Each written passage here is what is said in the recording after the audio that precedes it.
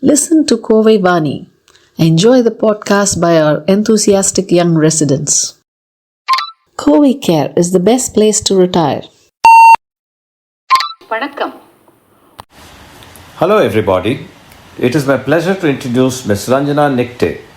She holds a postgraduate degree in industrial psychology and is a trained counselor in interpersonal relationships and anxiety and stress related issues. She teaches at senior college level and is proficient in English, Hindi, Marathi and German, which she teaches at the Goethe Institute in Mumbai. Let's listen to the views of a psychologist on the challenges senior citizens face and how to cope with them. Over to you, Ms. Nikte. Hello, my name is Ranjana and a big hello to all of you from me. When I was asked to do a podcast for a senior citizens community, I wondered what I could say to people who have seen more of life than I have. But then I thought, as a psychologist, I could put forth how psychology views this stage of life, what, according to psychology, are the challenges senior citizens face, and how they can overcome them. Erik Erikson, a noted psychologist, put forth the psychosocial theory of personality development. According to this theory, a human being goes through 8 stages of development. Every stage presents a conflict, and if a person can resolve this conflict successfully, they learn adaptive behaviors that lead to their psychological well-being. The last stage of human development, which starts at about 65 years of age, is known as integrity versus despair. This is a stage when people have retired and have discharged most of their family responsibilities. They might have faced loss of near and dear ones, are probably suffering from illnesses, and have the feeling of standing at the edge of the society where they have more time and less responsibilities. Thus, a stage which brings major changes and challenges in life.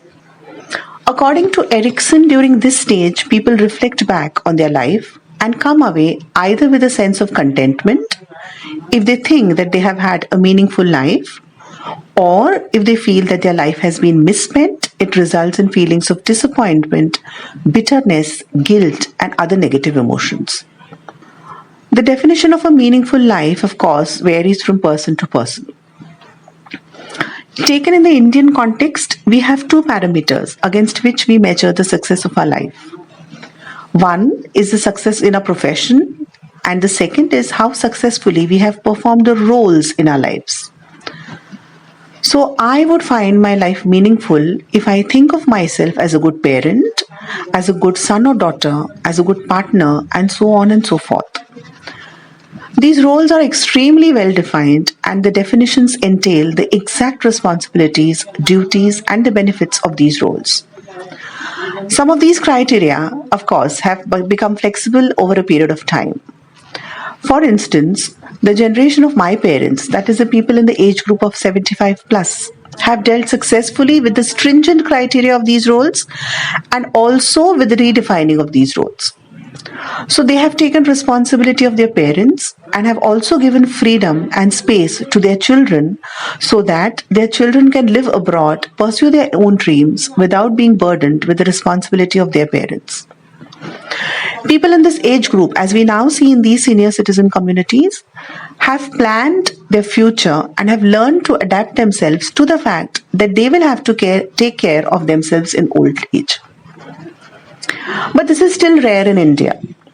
Most of the people still believe in a multi-generational family, whereby the prerequisite of good relationships is sacrifice, and are therefore forced to perform a balancing act on so tight a rope that the smallest distraction could lead to a sense of failure. So women who have been able to have a career and have looked after their children well and have been dutiful wives and daughters-in-law are the epitome of success in our society. Sons who have given up opportunities in order to take care of their parents are highly praised. And as these sacrifices increase, so also increase the expectations. Therefore, In this stage of life where things change drastically on every front, where there is a definite sense of mortality, where the power dynamics in family are changing, most of the people find themselves looking back on life and assessing whether they have performed their duties and whether the next generation is fulfilling their expectations. With increased mobility, with new opportunities, and overall with changing times, children, however, are not in a position to stick to old family structures and cannot really fulfill all the expectations of their parents. This leads to a strong sense of betrayal and discontent. As said before, this is also a stage characterized by loss of spouse, friends, acquaintances. This loss triggers a sense of fear about one's own mortality, anxiety about the future regarding physical and mental fitness, and many a times a strong sense of guilt. For instance, husbands who have lost their wives suffer a strong sense of guilt of not having done enough for their partners. One might say, isn't it natural to have such feelings? Isn't guilt a sign of having a conscience? Isn't it a sign of love? And yes, these emotions are natural. But if we allow these emotions to fester, they are of no help to us. According to psychology, the sense of betrayal, anxiety, and guilt are strong emotions but which are debilitating for us because they hamper us from living a fulfilling life. So, parents suffering from a sense of betrayal cannot maintain a happy relationship with their children. They forego the joy of spending time with their grandchildren. Their sense of disappointment leads to bitterness and prevents them from forging new relationships.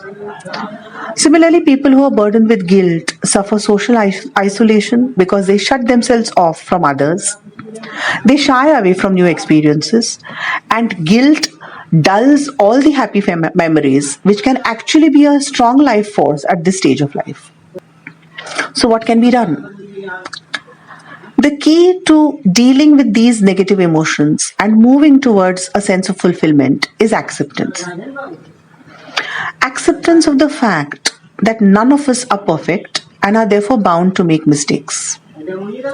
Acceptance leads to forgiveness. We need to forgive ourselves first in order to forgive others. And forgiveness heals the guilt and helps us to learn from our mistakes. We need to accept the fact that life is too complex and too full to be judged on the basis of certain events. So the fact that children move away or that children have not fulfilled all our expectations does not make the entire relationship and this time spent with each other meaningless. We need to accept the fact that we have to let go of certain things in order to move forward. That does not, however, mean that we gloss over our mistakes or we ignore the sad events in our past. Rather, it means we stop ruminating about them. We stop blaming ourselves and others and accept these things as a part of life and let go of negative emotions. The concept of letting go is not really new to us. Like Erickson's stages, we too have our ashrams, and the Vanaprasthashram actually tells us to let go of our possessions, of all the moha that we have, and move towards spiritual development.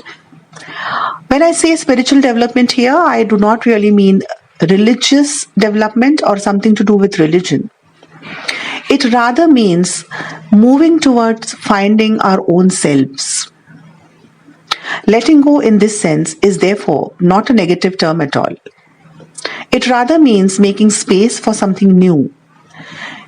It might mean giving up our positions, our dominance, our privileges, and making way for others. So as we let go of our professional identities, of our binding familial roles, of our expectations and our burdens from ourselves and from others, we make more space for ourselves. This might mean inculcating new hobbies, finding new friends, helping others, doing things for which we have had no time till now, being at peace with oneself. This helps us to move towards a sense of fulfillment, peace, and tranquility.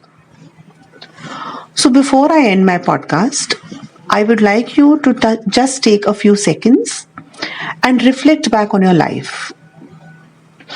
A life that has been so rich in experiences, a life where you have achieved so much, a life which has brought to you a sense of joy and happiness, but also a few failures, some resentments, some sadness.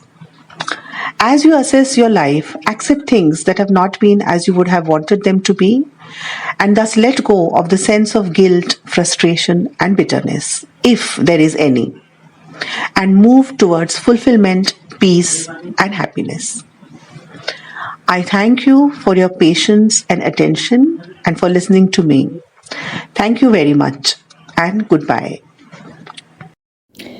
Thank you, Ranjana Nikte, for a very interesting podcast. And I'm sure all those who listen to you will now learn to let go.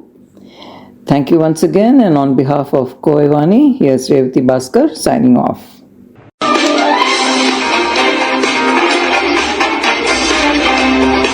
Thank you and stay tuned.